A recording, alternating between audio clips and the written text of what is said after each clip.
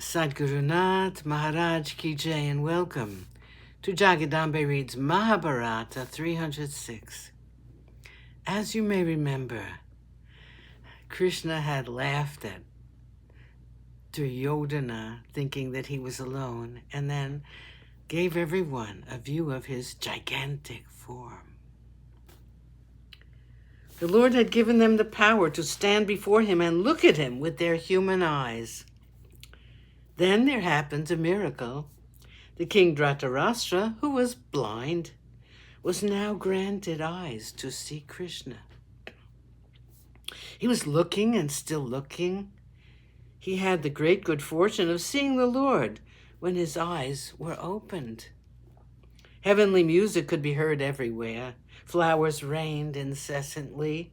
Dhritarashtra looked at Krishna. Tears ran down his aged cheeks. He prayed to Krishna. He said, "You are the Lord of this earth. I have been able to see you. Having seen you, I do not want to see anything else. Please take away this sight from me. I do not want it." Krishna granted him the wish. The earth was shaken by an upheaval. There was a terrible earthquake. The ocean began to get dried up. People were terrified. Taking pity on the earth, Krishna resumed his original form. He took Satyaki and Vidura by their hands and went out of the hall. He took leave of all the rishis who had assembled there. They went away too after the departure of Krishna. The entire assembly of kings and others followed Krishna like smoke following in the wake of a fire. Kritavarma had just brought the army to the palace gate. He brought the chariot to the front of the assembly hall. He saw Krishna coming out of it. Krishna would not speak a word to the many kings who followed him. He did not take leave of anyone. Kritavarma saw a great sadness in the eyes of Krishna. Krishna heard the voice of Dhritarashtra.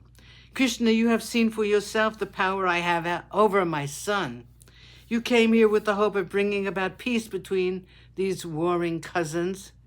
Please do not have any bad feelings about me. I do not hate the Pandavas. You saw how I have tried to convince my son. What can I do?" Krishna heard his words. In the act of leaving, Krishna paused with one foot on the footboard of the chariot. He turned his head and said, "I am speaking to all the elders of this great assembly. You have all seen how much I tried to avert this war. You saw what happened in the court today. You all saw how Duryodhana left the court flaunting his pride in my face. Now Dhritarashtra too declares that he is powerless. I take leave of you all. I'm going back to Yudhishthira." Krishna's chariot moved fast. He was speeding toward the house of Vidura, where he had to take leave of Kunti, his aunt. He reached the house soon. After greeting Kunti with his prostrations, Krishna told her about the happenings in the court.